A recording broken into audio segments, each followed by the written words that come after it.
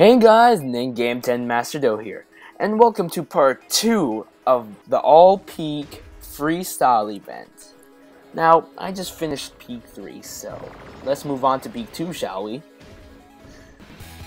Like I said, peak 2, or like I said in my past videos, peak 2 has some of my most favorite tracks in the game, because, to put it simply, they're well designed, and you get a lot of points out of these tracks, trust me.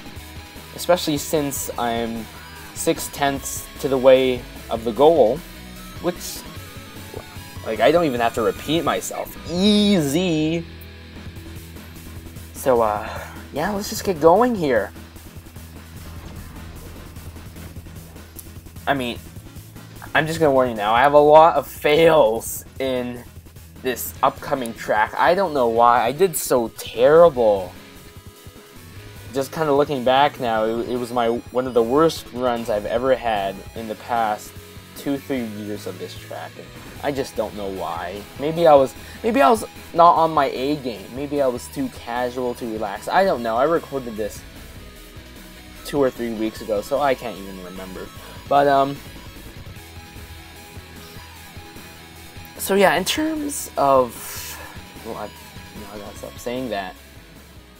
I mean, to put it simply, I gotta stop saying that too. Just follow my example, that's all I can really suggest. I mean, you guys probably have played these tracks a few times before, so you all might know where all the best jumps are, and all the best routes, and where all the bonuses are. So, you know, there's nothing really much else to say about it. Of course, saying that, make your own route, honestly. Here, I accidentally took a shortcut. I didn't even know this shortcut existed. Ha ha ha ha ha. Yeah, but I lose a ton of points here that I could have possibly gotten. And then I reset myself, and then I'm already past one of the biggest jumps in the track. So I think I remember face palming myself, saying, what am I doing? So, yeah.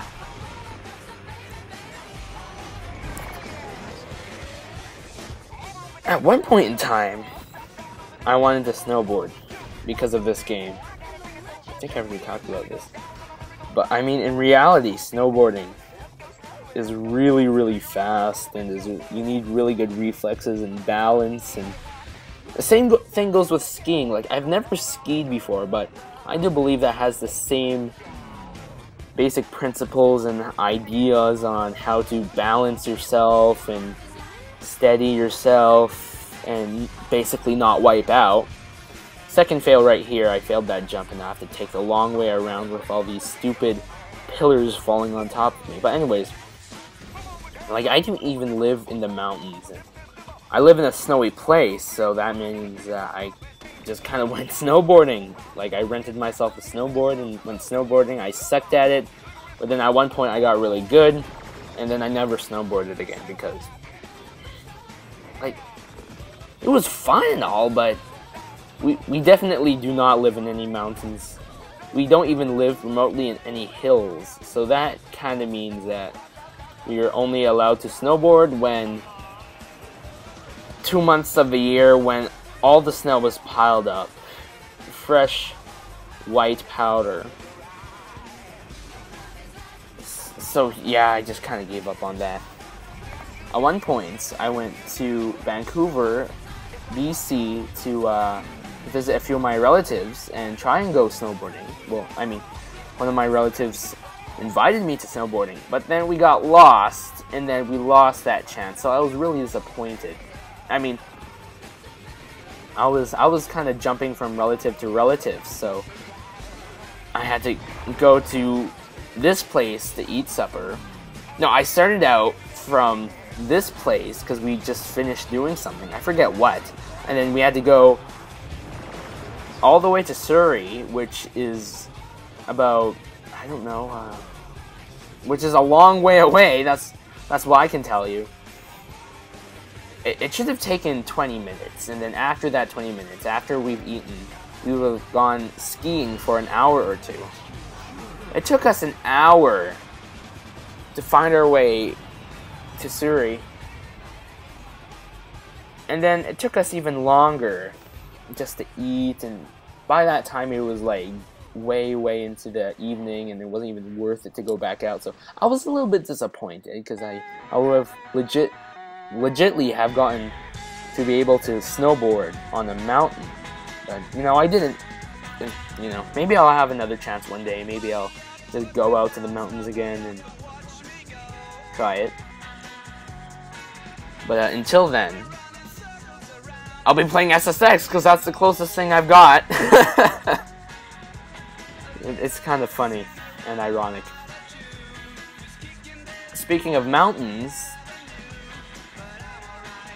at one point last year, I have yearly trips to Vancouver, because a lot of my family lives there, and my dad convinced me to go up this 12-kilometer mountain. I'm not sure how high it is in miles, but all I know is that in kilometers, it's 12 kilometers straight up, I think. It's called Grouse Mountain, and the trail was called the Grouse Grind.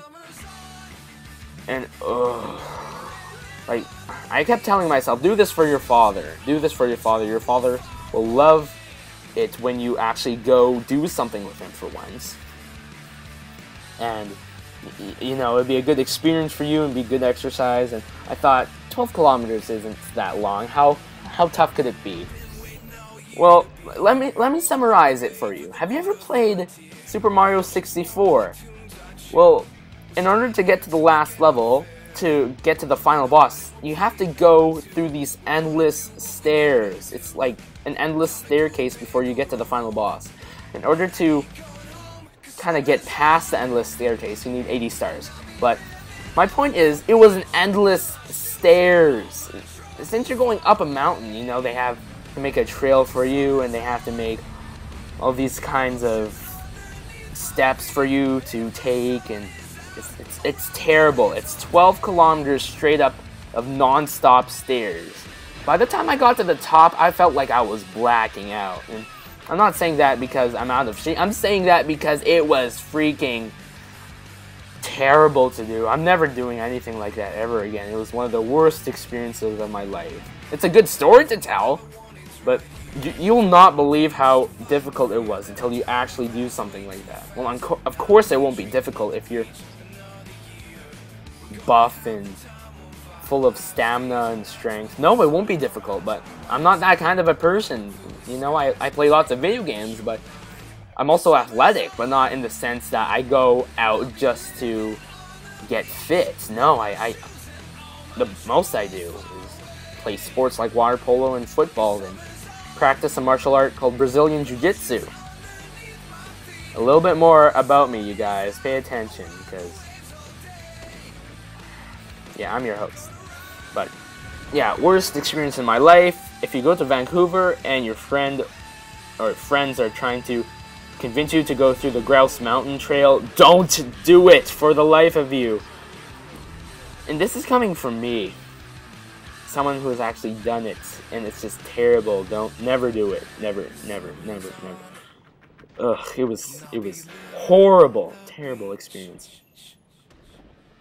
But yeah, let's get back to the game. We're already almost at the end of Peak 2. That was fast, wasn't it? Well, time flies by when you're doing a commentary and you're talking about random things. You know, sometimes I try and keep, like, on the subject of the video game, but once everything's been done and said, all I can really do is talk about random stuff. But like I said, I failed a lot on this run, but I already completed the goal quite a while ago, so it doesn't even matter that much. I'm just going for the gold medal, which, you know, all those scores that they show you, they're only bronze medal goals. Later on, they'll challenge you to silver and gold. There's no platinum medal goals, so don't even think or bother trying to get a higher gold medal. But apparently I did get the gold medal at the end of this track, and I was so surprised. Speaking of gold and platinum medals, besides the 2 platinum medals I've gotten, The rest of them are pretty much like impossible to get. And I'm saying impossible, like they're much too much. They're peak 3's freestyle impossible. They're just that difficult. And like I said, I won't be showing you them. But anyways, this is as much as I can give you. Go check out part 3 if it's out. Comment, rate, subscribe, and I'll see you